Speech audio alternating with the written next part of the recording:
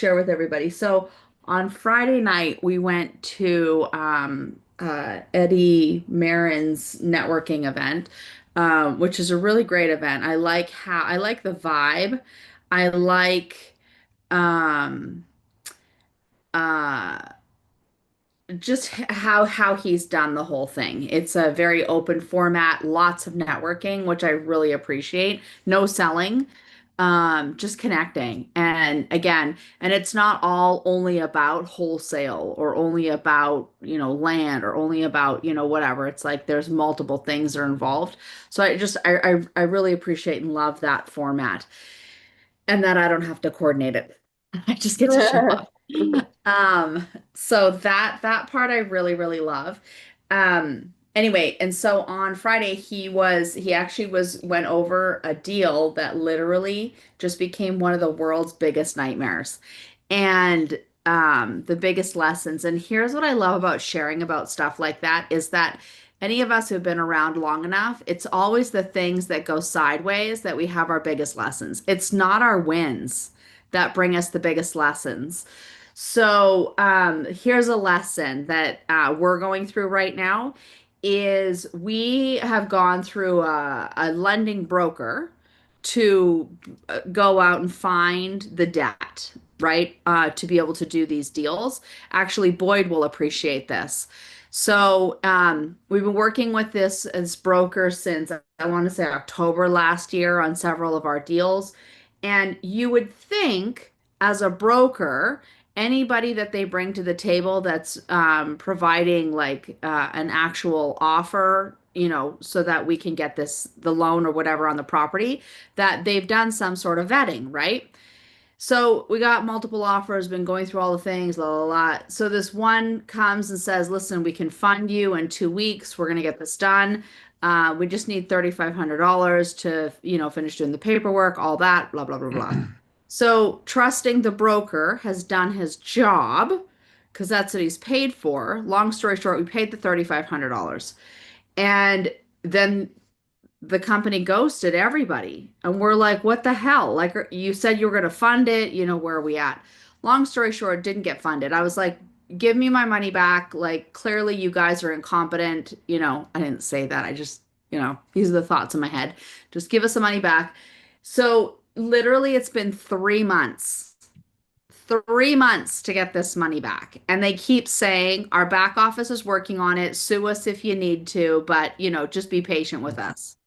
It's been 3 months. Today they responded and said that they're working on getting a cashier's check. I'm sorry, it takes 15 minutes to get a cashier's check. It does not take 3 months. So I started looking up and I started, here's the beautiful thing about AI. Had our broker done his job, then I shouldn't be going through this. So the broker's tied into all of it. Like, let me tell you, I've gotten everybody involved. I'm like, you're the one that introduced us. You're the one that's responsible for this. Like, you get this mess cleaned up. Anyway, so dealing with that. But the point being is that doing a simple, I did ran it through ChatGPT and Claude, and it was interesting. Like even the paperwork, the offer that they sent over, ChatGPT and Claude popped up with like all this stuff that have it look like it's an actual scam. So apparently, there's companies out there who pose as lenders. Boyd, I'm sure you can speak it to this. They Yes. actually pose as lenders and then they get you to pay like an application fee or whatever, never ever fund any deals and disappear. Yeah. Like this is an actual scam that goes on. It's very common, unfortunately, Catherine. Okay, so Boyd, you guys are brokers, right? Yep. So just explain to all of us, like, is it not your job as a broker to essentially vet these people? It absolutely is because everything runs on trust, and you're trusting us to find the right match for your situation. So Right. we have a stable of trusted, vetted lenders. But about 4 weeks ago, we had one sneak in, and I'm not sure where he came from or how we got in, but we realized what we realized in time that this guy was not real, was not legit, and we sounded the alarm bells, and and stopped all conversations with him. But even he almost got by us. So we're like, no, Really? no more new people, no more new people. We're only going to work with who we already know and already trust. Okay, so can But I tell they you, are out there. I want to tell you who these people are so that like I want to create a blacklist.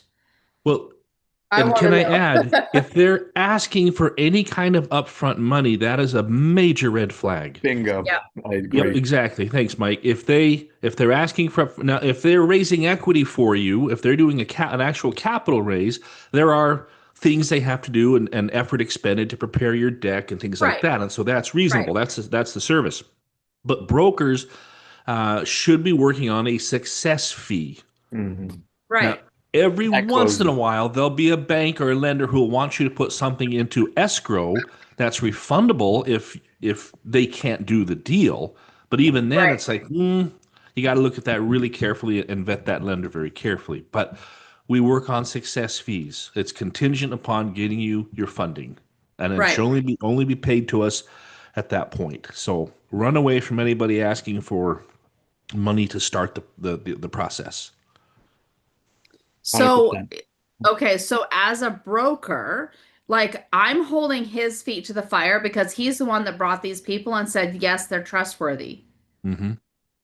Like I want to say, okay, then you pay us the $3,500 and you go after them for it. No, they shouldn't have asked for any money up front. Right. Yeah. So I'm going to say this publicly because, again, I feel like everybody needs to be warned about who these people are. So it's Morgan Brookshire LLC. Apparently, they're out of New York. Apparently. Well, Yeah. again, because again, when we do And their search, there's some yep. sketchy stuff out there. Yeah. So It's they have this 4.8 ratings and stuff. I went and rated them as like a 1 star and gave uh, them all the things. Like I'm going everywhere and I'm reporting them to the FTC, to the FBI. Like I'm reporting these people everywhere. and one of the common things they do is these scammers know generally which buildings in New York and which floors in those buildings have financial services companies, air quotes, and they'll list that as the address, and it's almost impossible to verify if they actually are on the lease there. So dive into your AI. Ask for evidence of UCC filings. Ask for everything that whatever AI system you're using can find to verify that this person is legit, this firm is legit. I mean, it's exhausting that me as a customer am counting on a more loan broker to actually do this, and it turns out now I Yeah. have to do their job too. Yeah, yeah, Yeah. and pay them for the privilege of doing their work for them. Did Where'd I you Yeah, miss something? find this broker? I don't even remember. It's been so freaking long and yeah, and you're literally, doing so many deals and talking to so many people. yeah, It's easy for them to slip in somewhere, and you don't even know where they came from. yeah. Yeah. So this is my red flag warning of the day of you have to vet everybody. Yeah. Like it's exhausting, It but is. it's so important. Well, and you got to look them in the eye. If you have any chance to meet them in person, spend a little time with them in person, or take a reference from someone you know and trust already. Well, normally it's 3 references, but I've never had to get references from lenders. You know what I mean? Like Yeah. that's a whole new level of like I remember, so here's another one, and I'll just share this, is years and years and years ago, we were going through a whole process and we were going to take my company public and going through all that and lots of attorneys involved and all the things. And we're like an obscene amount of money was involved in this whole thing. Anyway, we had paid out a ton of money, all of that, all the team and this team, they were responsible for taking Ring public. They were responsible for taking multiple like really big companies public. So we had vetted them, all of that. And long story short, the whole thing fell apart and the money disappeared. Guess who took the money? The broker? The freaking The attorney. attorney? Oh god. The attorney. Oh my We gosh. had to vet the freaking attorney. What the heck? Like, are you See, kidding me? We vetted everybody else on the team, not the attorney. but how could you even Uh, vet an attorney? This, I mean, I know you can do it, but Right. But I it mean, turns out that this attorney actually in some other state had criminal charges filed against them. Like, what is wrong with the world? These people who are like in these positions that are supposed to be trusted positions and literally freaking criminals. was Yep. he? Did he have a yeah. license in the state Well, you're at? The attorney, was he barred in that? He had a license in the state that the whole company that they were in, but in another state, he had all these yeah. Anyway, so I'm left like I want to believe the best in people and just freaking do business and do it me well. too. But Hmm. I'm left like perplexed that these people are so like, if they're that smart, then go make a difference in the world. Go do something good. Like, if you're that smart, go make a difference. Don't be an asshat and like make problems in the world. Right? Like even, I'm selling some stuff on Facebook Marketplace and, just like clearing out some stuff. Literally, there's this whole scam that people are like, "Hey, I'm coming over. Can I send you a Zelle?" I'm like, "Sure." Don't think much about it. Long story short, literally went through this whole like thing. Turns out it's a whole damn scam Yeah. Yeah. that people are doing with Zelle, where they're telling you that, oh, your account needs to be upgraded, but your No, thing is $500. Send me $900, and then it'll no, be no. upgraded, and then we'll send you your. And I was like, this seems dumb. And so then I literally went on to ChatGPT, and within minutes, it was like, oh, there's a scam. And, Yeah. Yeah. like I went back to them, and I'm like, you're a complete jackass. Like, don't do this, and he tries calling me and I like blocked him and stuff, but I was just like, if you're that smart, go do something good in the world. Yeah. Yeah. Like, why do you have to do criminal activities, right? Like, but a friend of ours, he was a police officer and did private security for the vice president of the United States and stuff. And what he talked about is that these people who are this, like, these criminal minds that they think like this, it's like for them, it's much easier to go and steal from other people than it is for them to legitimately earn Yeah. it themselves. Yeah. Yeah, It's like called And they work. that can't hold a job or something. And that Exactly. just blows my mind. Like it's I think it's a combination of laziness, being really lazy, being super smart, and then thinking that that's the better thing to do is to steal from other people. Like I'm sorry. You guys got me on this whole rampage. I want to put that on a But I t-shirt. Don't be an asshat. don't Hmm. be an asshat. Like, gosh. I'm sorry, I shouldn't be cussing. Like and even like, again, dealing with people like just companies. I seriously want to create a black book and put like, do not ever Uh, invest with these people. Don't give money to these people. Here's why. Like, it's, yeah. gosh. Even on the equity side too, you have to be careful. I've come across um, groups that are people that are capital raisers, Air and quotes. there's one, if they're asking for money up front to do it, that's a big red flag as well. But Right, two, there's another whole SEC rule about that, about how they're right. compensated and percentages and increments and things like that. So I just I've come across in my travels with these capital raisers who are asking for money up front to do their work. No, doesn't work that way. Right. Yeah. It's I mean, you pay for have to performance. be like because I raise capital, right? Right. But there's like, marketing needs to be paid for, Mhm. and there's like tiers of way to legitimately be paid for all the things through profits and things like that, which again are all legit and it has to be in compliance with the SEC, which is really important. And Right. but interestingly, like we had a conversation yesterday with somebody who's like beginning the capital raise journey, and it's like he's brand new and he's like, I don't know where to go. And that's where I'm thinking that these scammers, they Mm. target people like that. Yep. Yep. Right. Like, Exactly.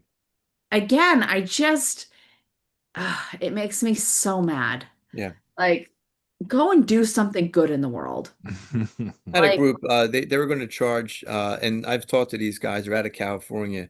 I think they're legit, but the way their business model is, they will charge, they were like $26,000 or something like that with no guarantee. I'm like, are you effing crazy? Like, absolutely not. I mean, right. I just was like, what?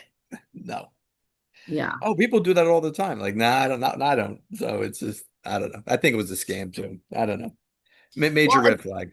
right. So it's yeah, it's just it's fascinating. And you know, and it's even like these marketing companies and Tommy and I were talking about it. It's like now with AI, you know, and we went through a whole like, you know, barrage of these over the last several months of like all these, you know, people coming in being, "Oh, AI, I can start my own marketing agency. I can tell AI to do this thing and create this website and create this app," but they have zero actual experience and zero track record.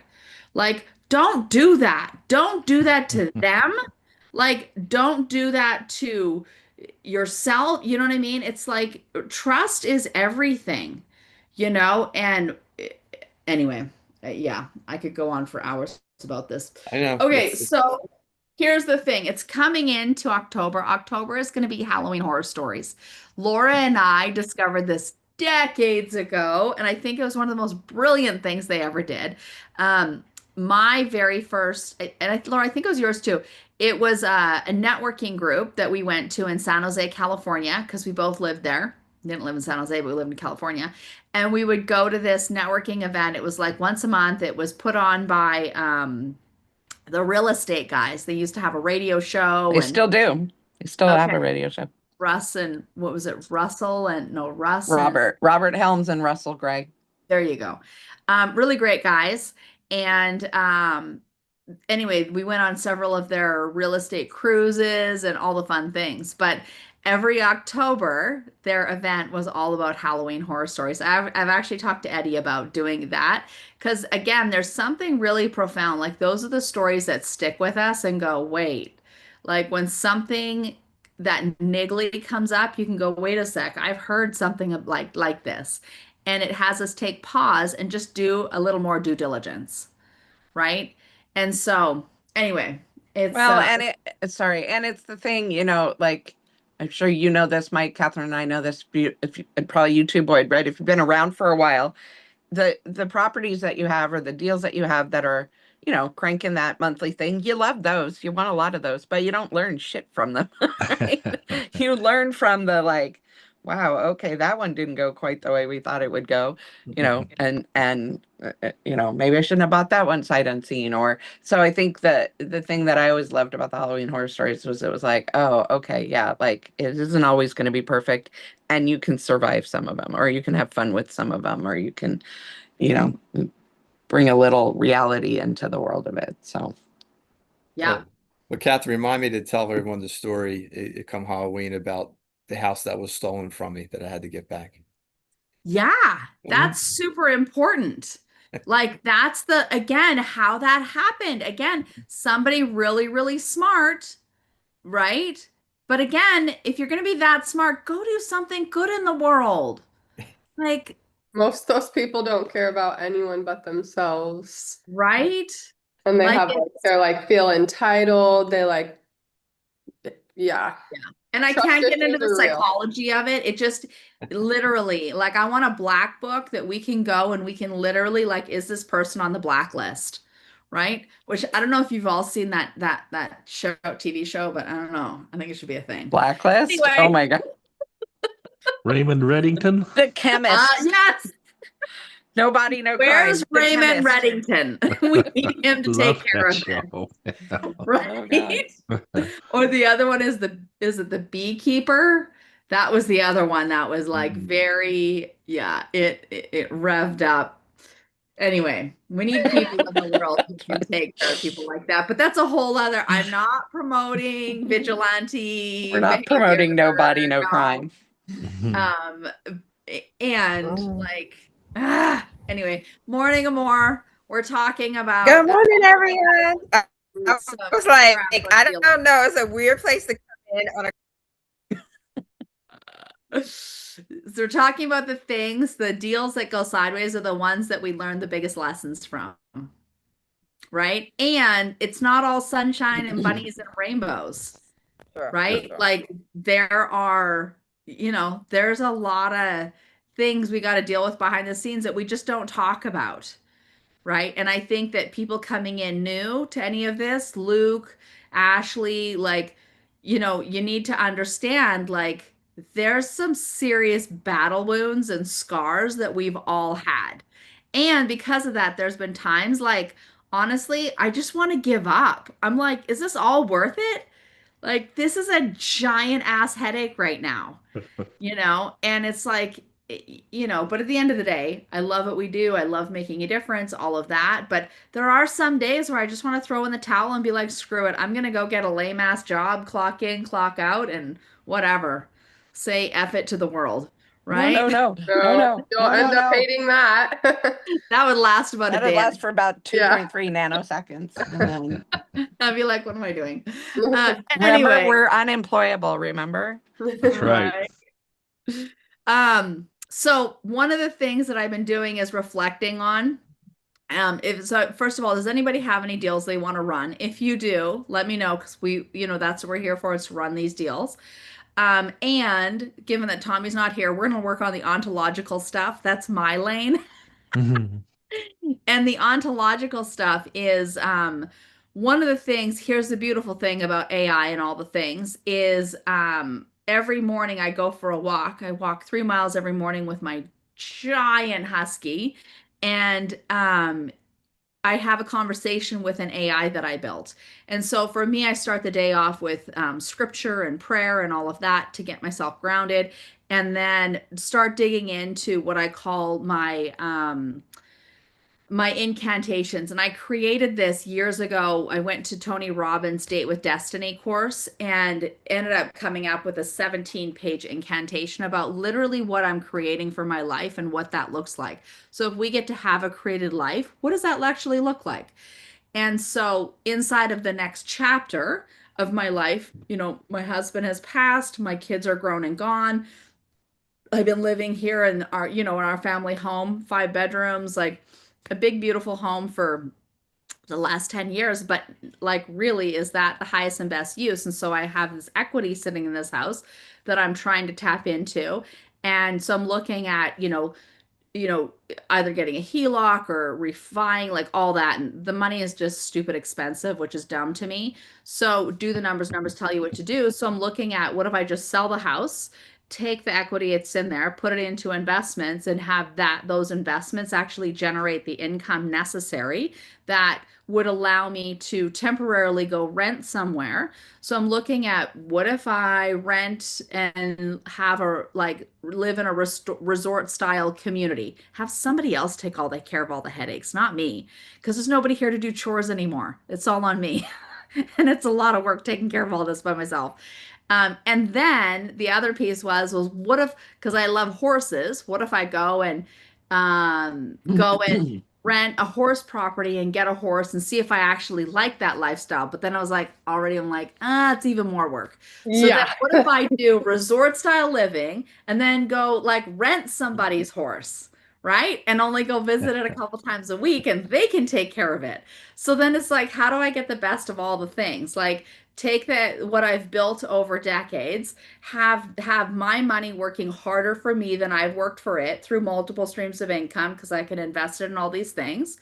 So creating those multiple streams of income, have those multiple streams of income literally now pay for my lifestyle, like the resort style living, the horse, the traveling, but still continue to make a difference and help people create multiple streams of passive income, just have my life look different. And here's the thing, this is like the thing I'd like to challenge all of you in. It's like why I'm struggling so hard, because I've never had anybody in my family live like this. Mm. Like, this is a whole made up, created thing that comes from doing my walks and having this conversation every day with my custom AI that I built. Because what she's doing is she's connecting all these dots that I otherwise wouldn't have connected. So for all of you, um, the question that my coach has been asking me is two questions, and to document it. Where am I shooting on myself? So I'm literally documenting every day where I hear myself shoulding on myself. Well, you should, you should, you should. And then where is it that I'm like intentionally listening to my intuition and like acting on it? And then what are the results from it? And then documenting all of it. And it's been really, really interesting to see what's actually happening. And all this whole made up, created life has come out of all of it. But again, I have no frame of reference for this because there's nobody in my family or in my life that has done anything about what I'm creating. So it literally is this brand new invention of like, you know, how am I going to live my life? Because if we think about our frame of reference, what is our frame of reference? It comes from our family, how Mhm. we grew up, our friends, our community, the culture, all the shoulds inside of our culture, how we should be living, what we should be doing, all of that versus hold on, like what would actually make my heart sing?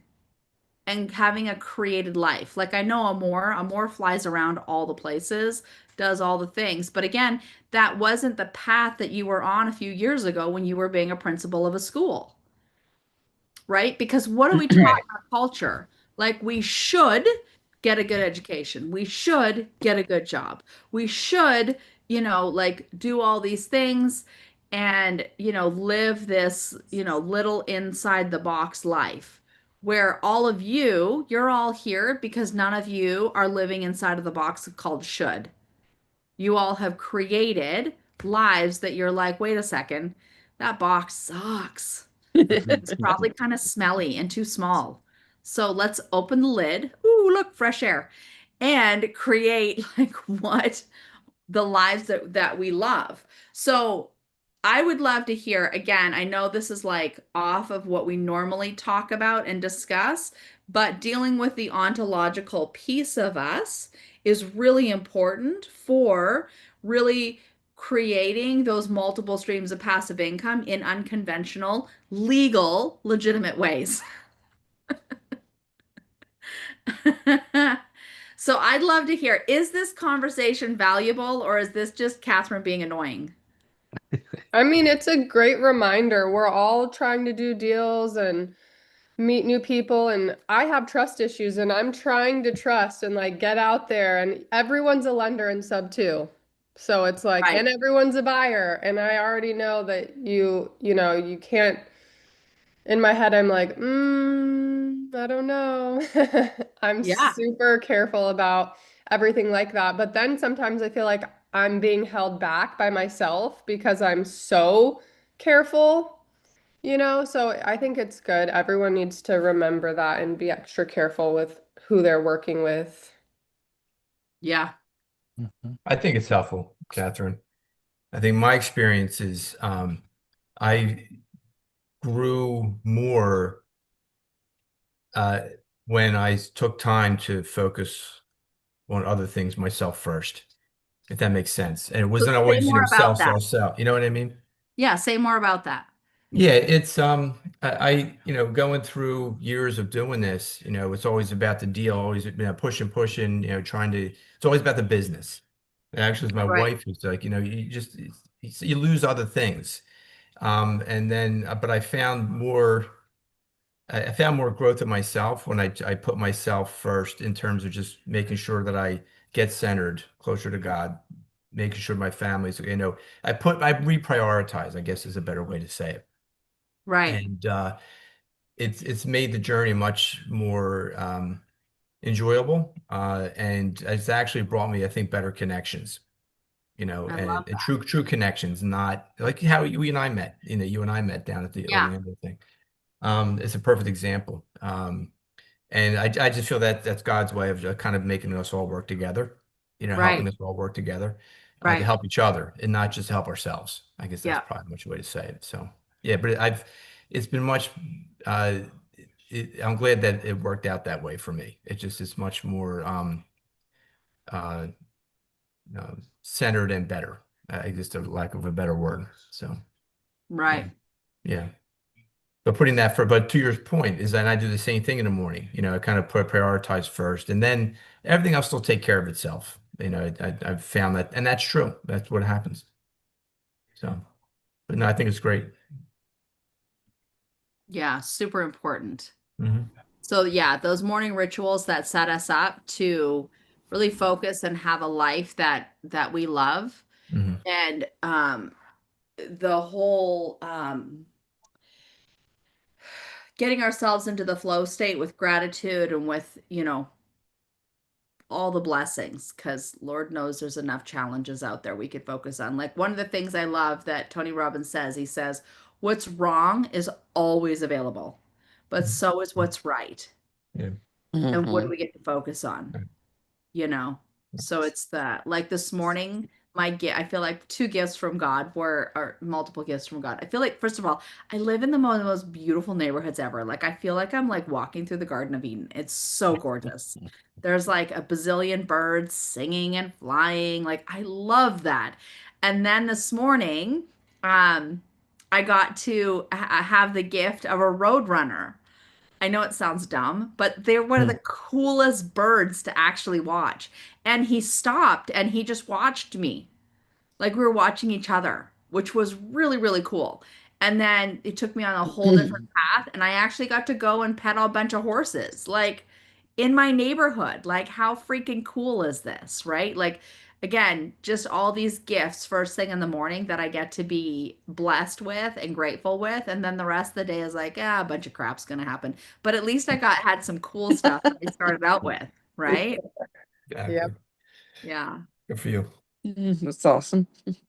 So yeah. So inside of like here's the thing I'd like to know, because you all have for experience for because this is being live streamed, people are watching this live, is you all have gone through some stuff and you have some battle wounds and some scars. Like what are the practices that you use to essentially right yourself and right the ship, so to speak, to stay on track rather than literally have it take you out of the game?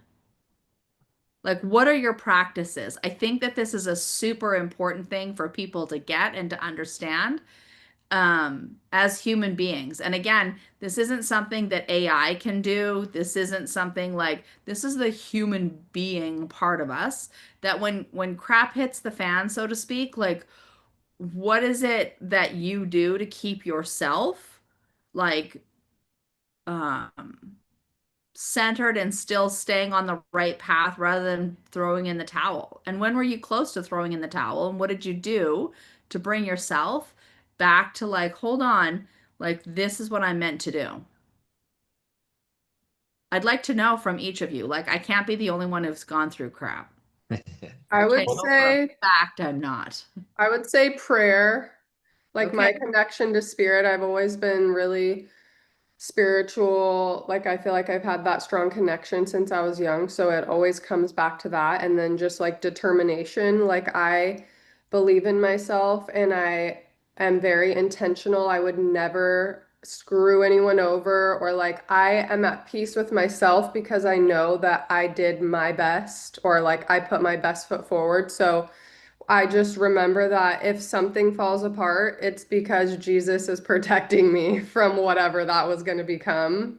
So Mm. I just have that like distilled in me. The faith. I call that get the no with the happy heart because God's got a bigger yes. Mhm. Yeah, Yeah. Well that's said, good. Ashley. Thank you. That's really good. I'll echo what she said. For me, there's two primary things when when I'm in those kind of situations. I pour myself a Coke Zero and squeeze fresh lime into it, and then I pray. I love that. Yeah, my coping That's technique. really powerful because you're bringing in all the senses Yeah, into it. Like having those rituals actually matters, Yeah. right?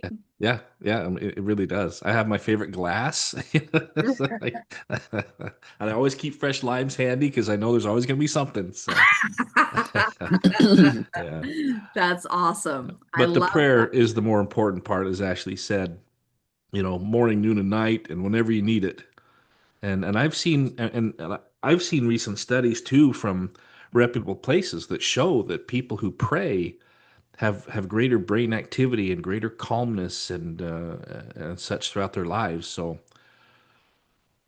I'm not Warren Buffett or anything like that, but I find the correlation in my own life, certainly. Yeah. Yeah, it's a powerful practice. I love that. Thank you. Mhm.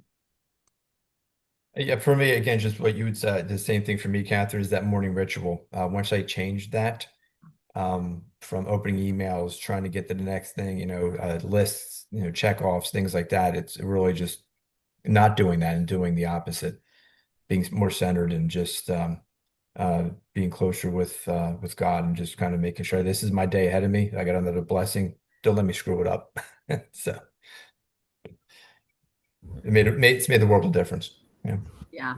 Yeah, I agree with what everyone said. I think for me, it's my morning and my evening, I think, routine because I like you guys, like that morning is so important, like just to focus myself. But then it's like I have this little book in the evening where I can kind of write down like what drained me today, and like what are the wins and enthusiasm found me how, and I just list, and then what did I learn from like the negative things that I might feel like happened to me, and what opportunities do I see in them, Yeah. because it's trying to be like, and I think somebody else said that like it's usually a reason why this happened and it's an opportunity either for something else or for me to move in a different direction. So just writing that down every evening kind of helps me also just let it go and like refocus.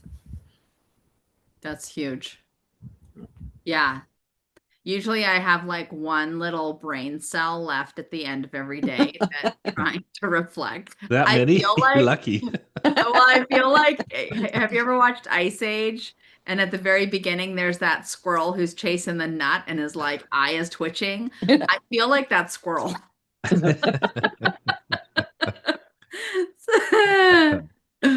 So I That's love that funny. more. Like the whole, yeah, reflection. I'm just clear at the end of the day. My brain's like I feel like it almost flatlines. Like I don't know. I'm so tired. So that's awesome. I love that. And you're one heck of a prayer warrior too. I've had the privilege of praying with you, being prayed over by Oh you. yeah, prayer is definitely, yes. Yeah. Definitely at the foundation of it all. Yeah, do not get in Moore's way. I will just pray for people, so I don't know. I love that. So good. It's awesome. Laura, what's yours? Luke, what's Um, yours? I want to hear. yeah, it's interesting in hearing everybody share, there's I know the power of a morning ritual and I'm not consistent. I should over myself of the inconsistency.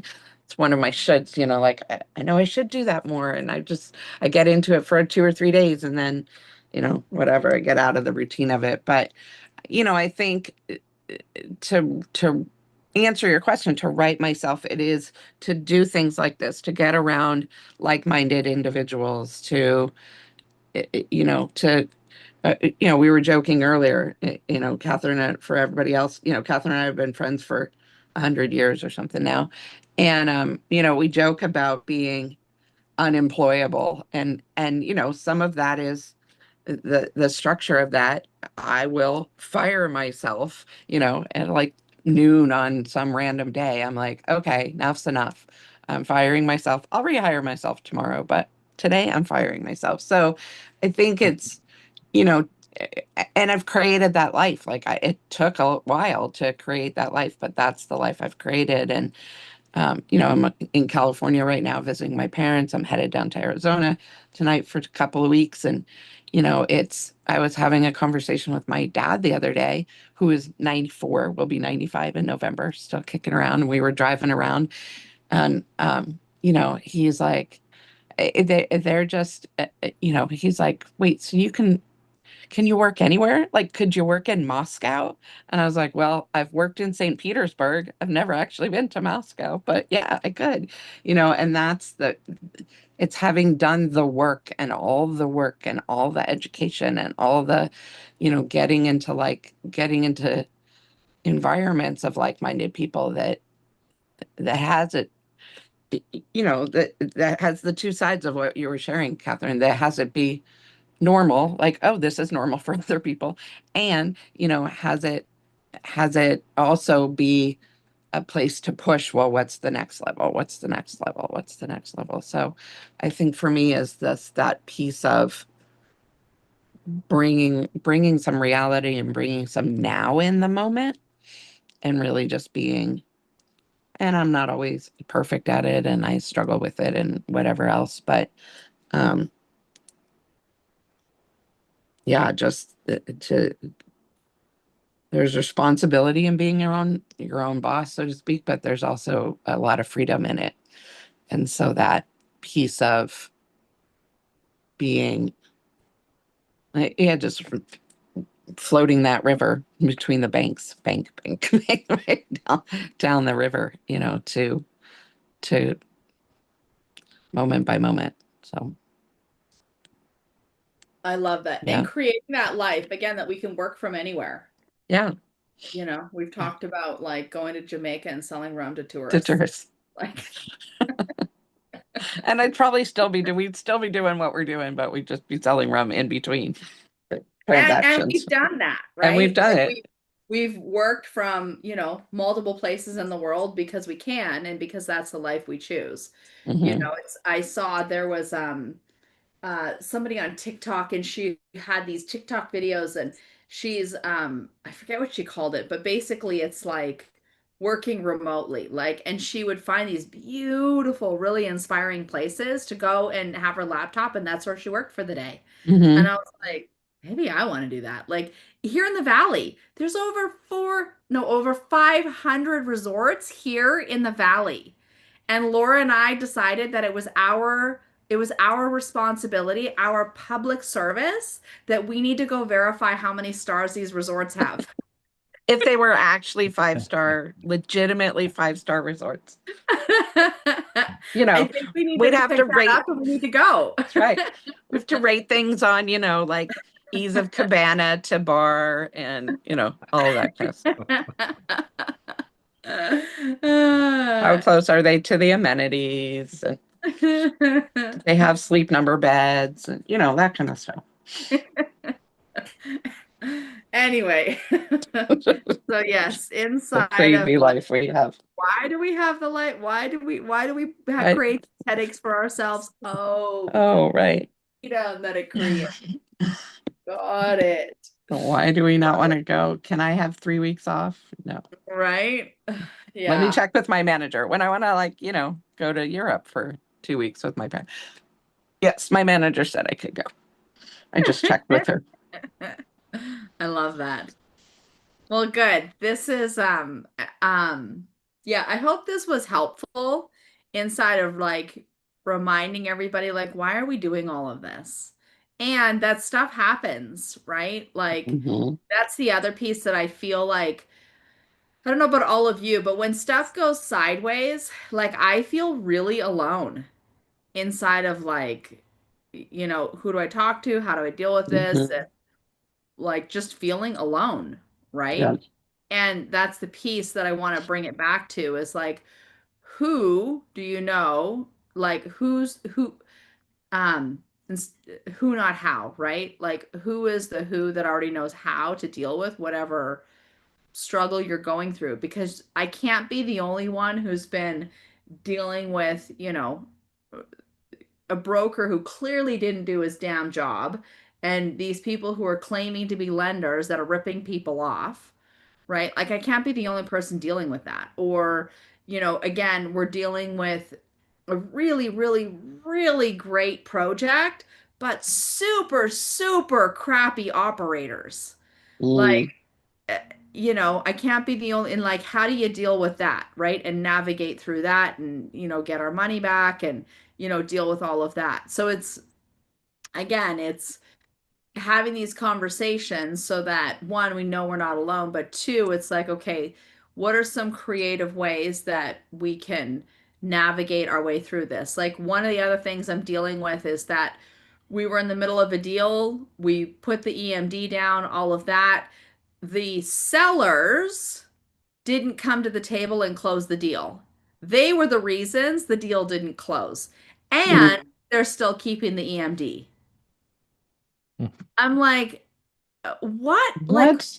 to what end? Like, it isn't yours. You're the reason the deal fell apart. And they're saying that the only way that they will release the money is if I sign something saying it was my fault the deal didn't close. Hmm. Yeah, I was right. at the Then closing table. that's going to be their out to actually keeping the money because you could probably pursue them Well, and without that's me signing exactly it. that. They don't want me to pursue and go after them because they lied about the whole deal, which is how the whole thing fell apart. But again, I'm Does like, I'm not going to sign something that's not true. And you need to give the money back. Like, you're the reason the deal didn't go through. But again, all these people, it's like, is title and escrow involved? yes. And they Again, they need a sign off from all parties saying that we get our EMD back. So, and they won't sign that, they won't sign it. Like they want me to sign something saying it's my fault. But if it's a Yeah. breach, if Like, they breach the contract, there's a document you can sign that they have like 3 days. And if they don't sign it, it's like null and void. I yeah, can we're try to gonna figure go. out, I can try to figure out what it's fleeting me what the document is, but I'll let you know. Okay. Yeah, that'd be helpful. Okay. But is there something in your contract was for seller default? Usually that's pretty well defined in terms of they, I think to Ashley's Uh, point, then it's a no-brainer. Like the title company has to say, yeah, well, yes, it's in there and they defaulted, but they're yeah, saying we defaulted.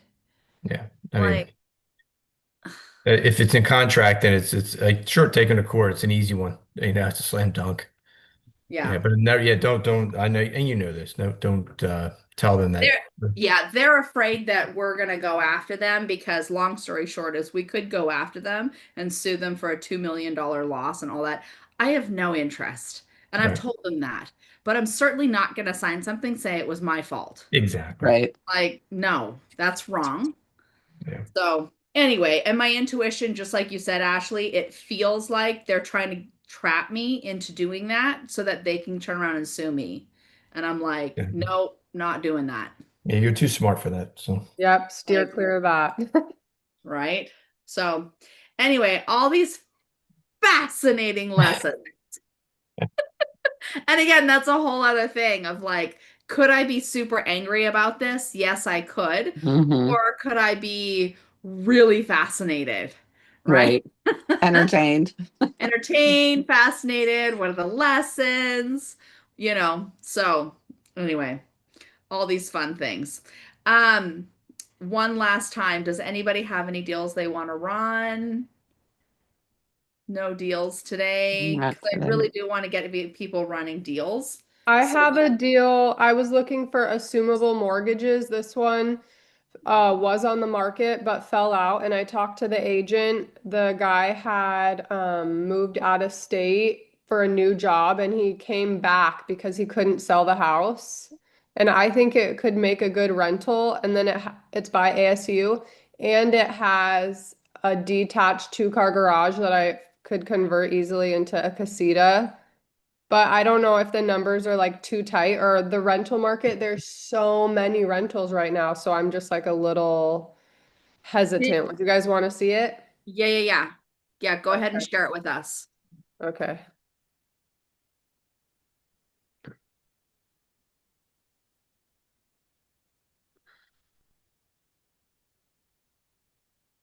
So share. Okay. It's this is the property in Tempe. It says Okay. interesting only if you exploit the financing or buy materially below ask, which is what I'm trying to do. I was thinking like a wrap of some kind, or if he, I would prefer that over an assumption. because the debt to income ratio portion, like I already have my other two properties and, so I would be happy with the wrap and then keeping his interest rate. Um, Nearby three-bedroom rentals ask around 2,300 to Right. 2,100, but that's not, you know, circumstantial. Who knows if that's what you'll actually get. Right. Using the $445,000 purchase price at a 6% interest rate for 30 years. So is that a negative NOI? I'm sorry, it's really small on my screen. Or is Yeah, it I just think a squiggly so. line? Yeah.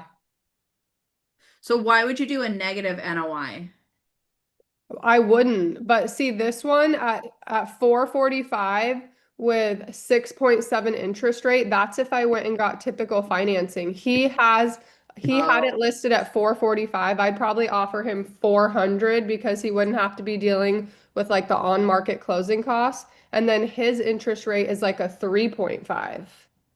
So okay. I would want to like wrap it. Right. And then it's a three-bedroom, one bath, plus a two-car detached garage that I could get more rental income from. So did you tell Deal Hunter all of like the details that you just said to me? That No. what his current mortgage is like, so say that because I want to see what it has to say about that. Okay.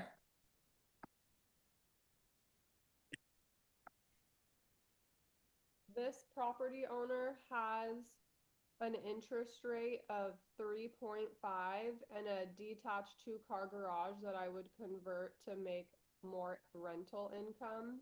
If I was able to do a wrap mortgage and keep the lower interest rate, would this be a good deal?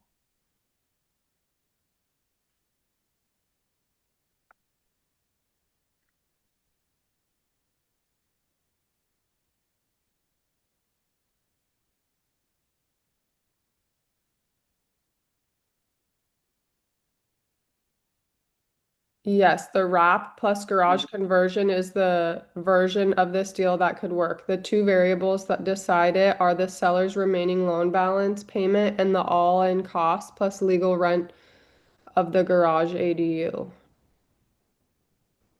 So you could, so from he yeah, let's finish the numbers. Structured five. Keep going down. Down, down, down, down, down, down.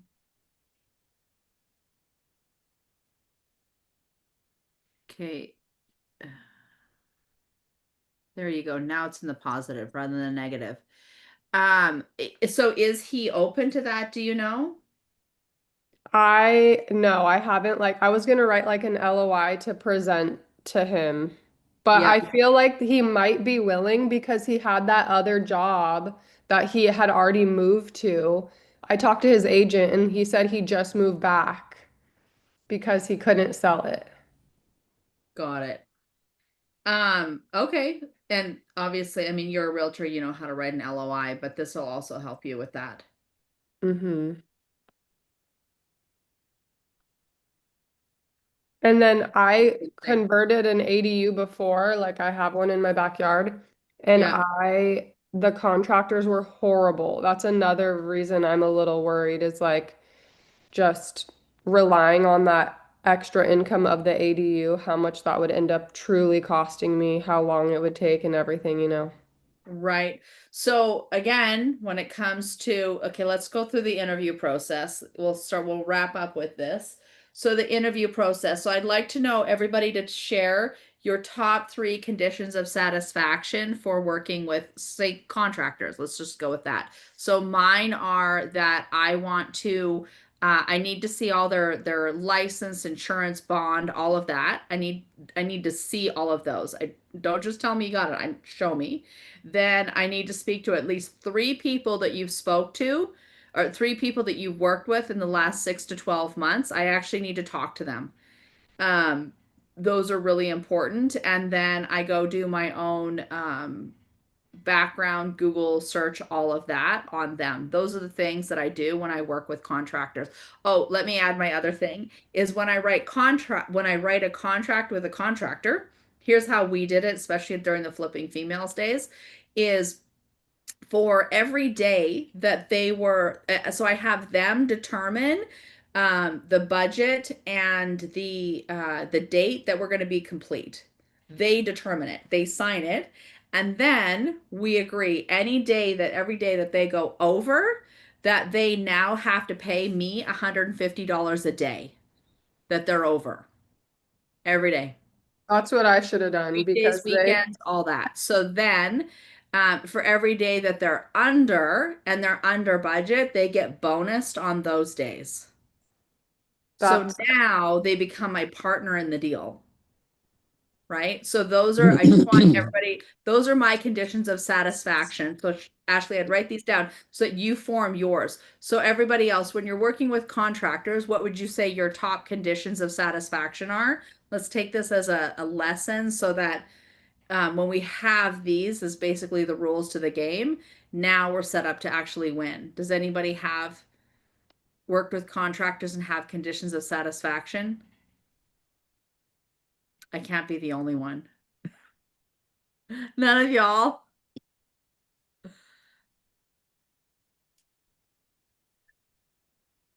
I like another thing was I put like a 50% down um for them to get started, like labor and materials or whatever. And then they tried to ask me for another draw, and I was like, nothing is done.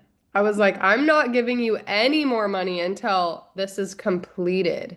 And then if I were to fire them and go to someone else, I would have been out a bunch of money. So I just ended up having to wait for them to take forever. Yeah. And Another one I would say like they have to take pictures of the work, like of what done means at that stage, have pictures of it, and then they get the payment. Yeah. mm-hmm.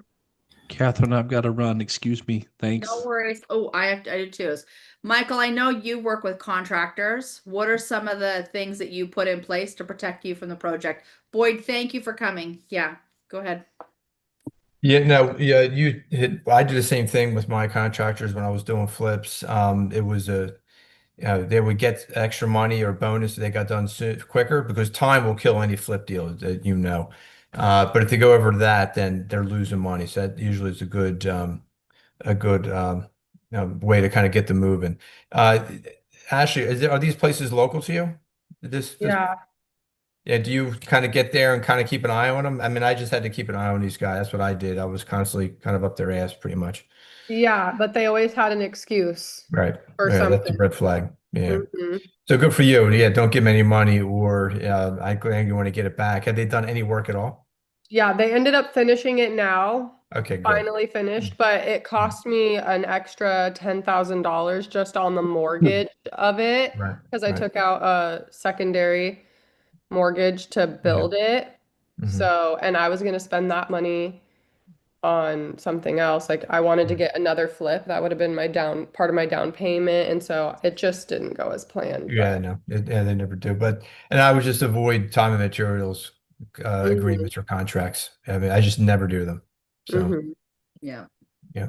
So, So good conditions of satisfaction. So with that, I just want to thank all of you for coming. And again, I know we didn't do a bunch of deals, but I hope that this conversation made a difference in that, again, crap happens and yeah, we get to do with it. So creating conditions of satisfaction has those speed bumps turn into nuggets of gold. For So sure.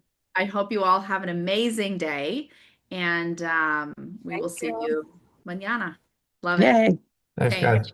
Bye, guys. Bye. See y'all.